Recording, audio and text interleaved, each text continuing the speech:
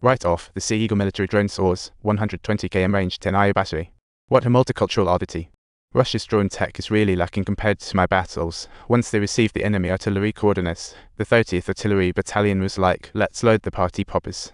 The 122 30 series howitzer, in service since 1963, boasts a 15.3 km range and 70-degree elevation, a classic like no other. With a max fire rate of 8 rounds/min, it can fire He and AP shells, this time, 122 Heat Ultimate fireworks. A shell blast from the 30th barrel, enveloping the artillery sights in smoke like a blur effect. Russian artillery continued to load and prepare for firing, determined to withstand the attack head-on. They truly exemplified their brave and fierce nature to the fullest extent. After the devastating attack, the enemy lost their fighting capability, their headquarters turned to rubble. Talk about bad luck with the weather. At this point, the Russians ruled out the T-72 tanks and the amphibious BMP-1 infantry vehicles. The T-72 is like a vintage gem from 1970. The T-72 reaches 70 km/h, travels 500 km, armed with a 125mm cannon. It hauls 39 rounds, delivering immense power, firing 3 in 13 seconds like a high-def hit. BMP-1, made in 1964, has a 73mm grenade launcher and 7.62mm gunner called Wartime truck. With a maximum range of 65 km, is faster than most people's thought processes. Seeing Building 1 about to fall, Eastern soldiers quickly called for anti-tank support. The RPG-7 rocket launcher is the star. This is one of guerrilla warfare's 3 weapons, a 1 km anti-tank rocket. It's lethal. Since 1961, over 10 million units worldwide, a true poster child. For the T-72, being hit is worse than a fish belly, but the soldier didn't give up. Hope is a miracle. Just as he prepared for retaliation, he didn't notice the BMP-1 outside had already stormed in, and he ended up in pieces. Talk about unfortunate timing. Life and death hang in the balance, but the Russians never expected a drone buzzing overhead as the tank commander prepared to strike the headquarters. The boom. The T-72 was engulfed in flames. Its combat over. Quite a surprise. Noticing things were going south, the BMP-1 quickly retreated. Meanwhile, Wicks of Team Sunshine saw their opening and called for an attack, and after getting the green light from the commander, Wicks' team quickly moved and tossed a smoke grenade. Outdoor effect wasn't great, but better than nothing. Once team members reached the designated position, the captain looked up and, seeing nothing, knew the enemy still lurked inside. Captain grabbed the foam fragmentation grenade from a soldier and tossed it inside, instantly vaporizing 2 dizzy enemy troops from the tank kit. The Russian army began to storm into the headquarters to seize Building 4, treating the enemy troops along the way like a game of hide and seek. As they began searching the rooms, surviving enemy troops suddenly opened fire, and both sides were suddenly in a shootout scene.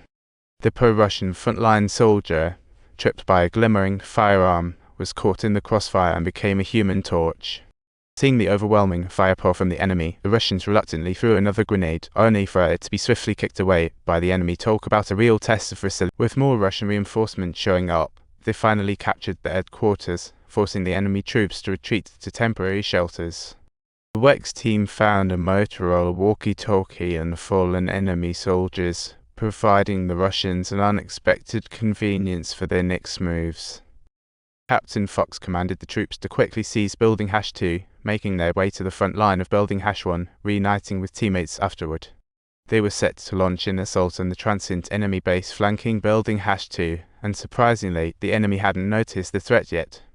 Fox Hunt Squad stealthily installed a C4 explosive on the wall, preparing for a surprise party. As everyone inside was in chaos, the Russians tossed in 2 more grenades. It was like delivering gifts right to the doorstep.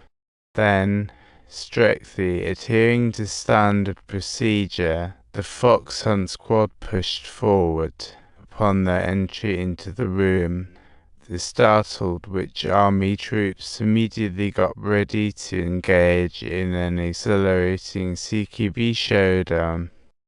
Don't move, don't move, don't move, don't move. Stay still. You'd better hand over those goodies without hiding them.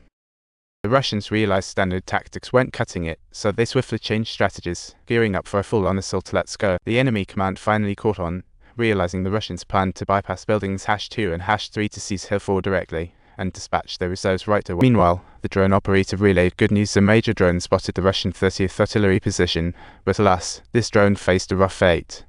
It seemed the Russian commander was too busy to deal with the drone. he ordered the artillery to start pushing back the enemy water comical site.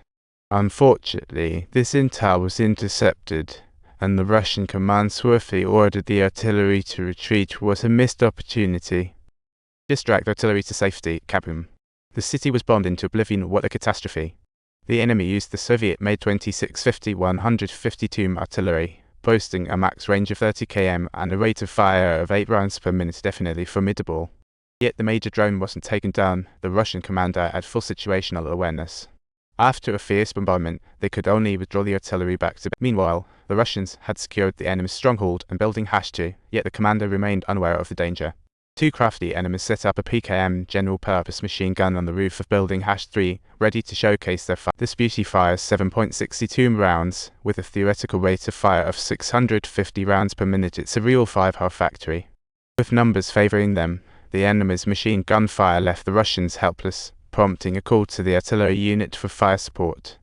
The BG-17 howitzer promptly targeted building #3. The enemy gunners didn't even get a chance to show off before getting blasted to smithereens. With the Russian squad giving it their all, they finally captured building #2, a significant victory, indeed.